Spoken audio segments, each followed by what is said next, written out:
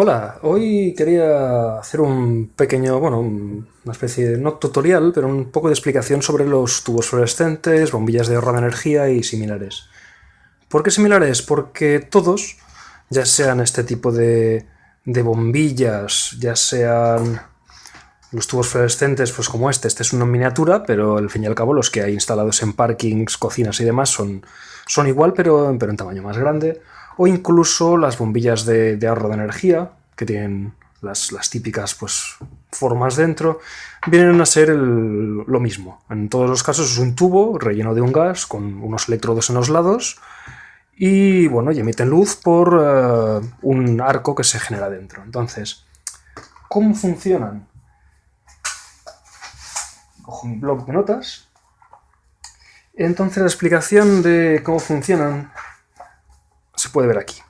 Un tubo, pues como decía, es un tubo de cristal que tiene un gas dentro y tiene dos electrodos a los lados. Por eso tienen pues 4 pines, ¿no? Como es el caso de, por ejemplo... Se me suicidan las cosas. Como es en el caso de este tubo, pues aquí vemos los 4 pines. En los tubos grandes, los pines están separados. Y en este otro caso, pues por ejemplo, aquí podemos ver los cuatro hilos. 1, 2, 3 y 4 con los dos extremos del tubo. Las bombillas de ahorro, aunque veamos que tienen muchos tubos, en realidad es un tubo que está doblado con una forma rara. Incluso los que están con forma de espiral, pues es lo mismo, ¿no? Es un mismo tubo. Entonces, la cuestión es que para que haya el arco aquí dentro, ¿no? Para que se produzca un arco, que es lo que emite luz, provoca la emisión de luz, hace falta generar una tensión muy alta entre estos dos puntos hasta que ese arco salta. Una vez ha saltado el arco, la tensión para mantenerlo es mucho más baja. Entonces, ¿cómo funcionan los balastros magnéticos? Pues los típicos balastros magnéticos lo que tienen es una bobina y el cebador, que es este de aquí. Entonces, cuando nosotros activamos la tensión aquí en 220 o 125 en otros países, cuando damos la tensión aquí, en la botellita del cebador se ioniza un gas, entonces hay un contacto que pasa a cerrarse y provoca una corriente entre los electrodos. Esto sirve para calentar los electrodos, porque los electrodos han de estar calientes para que emitan luz la lámpara de una forma pues correcta, ¿no? Para poder emitir electrones, los electrodos han de estar calientes. Entonces esto ayuda bastante al tema del arco que se produce dentro. Entonces, pues cuando pasa esta corriente, los electrodos se calientan. Entonces aquí hay una tira bimetálica que cuando va pasando corriente se va calentando también. Entonces cuando llega a determinada temperatura, a determinado tiempo, este contacto se abre. Como se abre este contacto de aquí de una bobina, esto provoca que la tensión entre estos dos puntos pues suba mucho. Gracias a eso se puede encender el tubo, que se enciende pues unos 500 voltios, 400 voltios, aunque la tensión de red sea 220. Cuando este proceso falla, se vuelve a iniciar, ¿no? Se cierran los contactos otra vez, vuelve a pasar corriente. Este es el típico parpadeo de los balastros magnéticos, ¿no? El tic, tic, tic, tic, tic para encenderse. Entonces, ¿cómo funciona un balastro electrónico? Pues básicamente funciona de una forma bastante diferente, ¿no?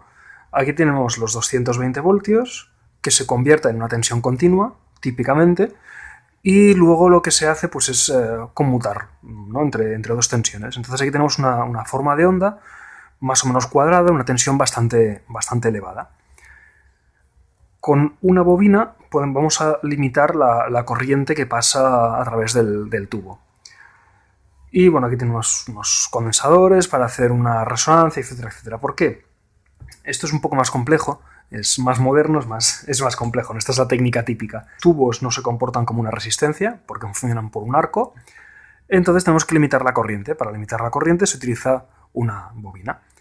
La diferencia entre las bobinas en este caso y en este caso es que estas funcionan a una frecuencia mucho más baja que esta, con lo cual esta bobina hace ser mucho más grande, mucho más pesada y mucho más costosa.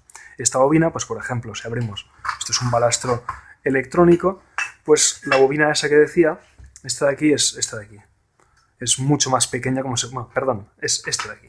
Se puede ver que es mucho más pequeña pues, que los típicos balastros. Un balastro magnético típico, la la bobina sería de este tamaño, en cambio esta otra pues es mucho más pequeña. Entonces, bueno, pues decía que son iguales los tubos fluorescentes que las lámparas de ahorro y similares. Estos balastros que tengo aquí son balastros bastante avanzados, entonces llevan pues chips de control específicos, como podemos ver aquí, es un chip específico de ST para el control de lámparas, ¿no?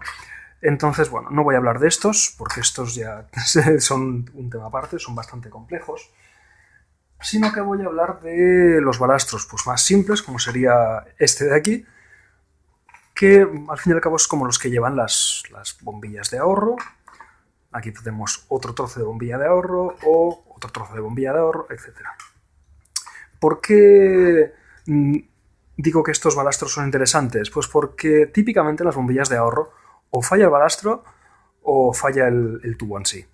En este caso, pues por ejemplo, eran tubos viejos que la electrónica está pues, en buen estado, no se ha quemado, sin embargo el tubo está averiado.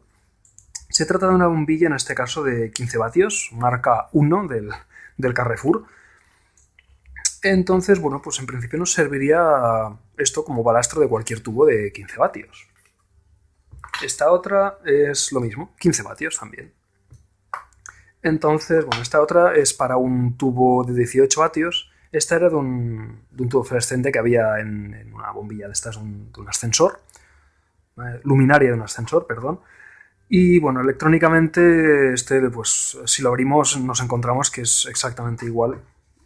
Para abrirlo hace falta un destornillador. Bueno, aquí está abierto. Vale.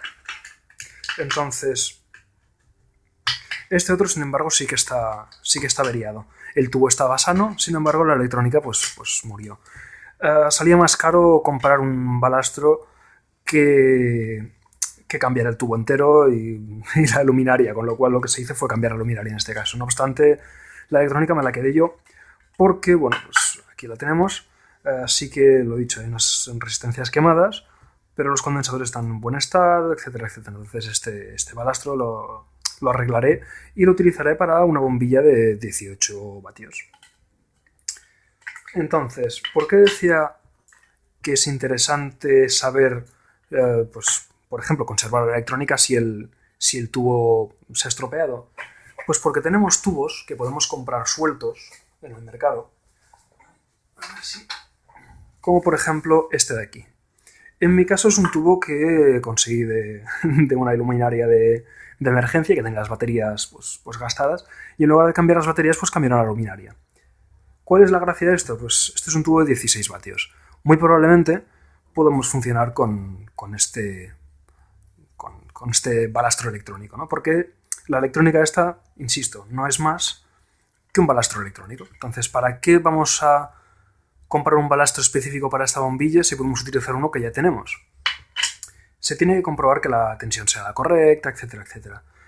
Pero, bueno, en principio no debería haber muchos problemas, dado que el grosor del tubo es parecido al grosor que tenía y la distancia pues más o menos también. Entonces lo que haré es enchufarlo y ver si funciona. En un peor caso, lo único que pasará será que explotará el tubo. Bueno, divertido, pero bueno. Comentario. Todos los tubos tienen, todo lo que son tubos fluorescentes, tienen mercurio dentro. Con lo cual tenemos que ir con cuidado cuando trabajemos con ellos. Si explotara uno, tenemos que abrir las ventanas, primero no respirar, abrir las ventanas y salir de la habitación y dejar que se ventile, porque bueno, pues el mercurio es venenoso, especialmente por inhalación, que sería lo que nos pasaría si explotara un tubo, ¿no? Por eso, insisto, hay que ir con mucho cuidado, y si, como hice yo aquí, queréis quitar el tubo, pues el tubo se ha de llevar a un punto de reciclaje siempre, nunca se ha de tirar a la basura. Entonces, bueno, pues aquí está la electrónica, aquí está el tubo, y volveré luego cuando haya hecho el montaje. Hasta ahora. Bueno, acabo de soldar los cablecillos, así que ahora toca ver si hay luz o hay humo o qué sucede. Veremos, esperemos que vaya bien. 1, 2 y voilà.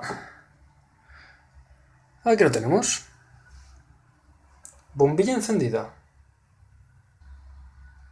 Y de momento parece funcionar. Los cables no son los que tocaría, pero aquí se puede ver que esto está funcionando, así que lo que haré luego será cambiar los hilos y poner hilos de calidad. El tubo está un poco extraño, pero parece que más o menos funciona. Así que lo dejaré así a ver si todo va bien o si por el contrario aparece algún problema. La buena noticia es que de momento da luz, y bastante, por cierto. Así que nada, ya volveré más adelante cuando vea si esto sigue funcionando o se ha quemado algo. Bueno, ha pasado un rato y esto sigue funcionando bien, con lo cual asumiré que el montaje funciona bien y lo dicho. Ahora solo tocaría pues cambiar los cables y montarlo en una caja. Así que aquí se puede ver cómo se puede reciclar un tubo fluorescente de un producto que era para tirar y una electrónica de otro producto que era para tirar. Así que, como decía, los tubos fluorescentes en muchos casos se puede hacer esto, porque son muy parecidos. Gracias por ver el vídeo y hasta el próximo.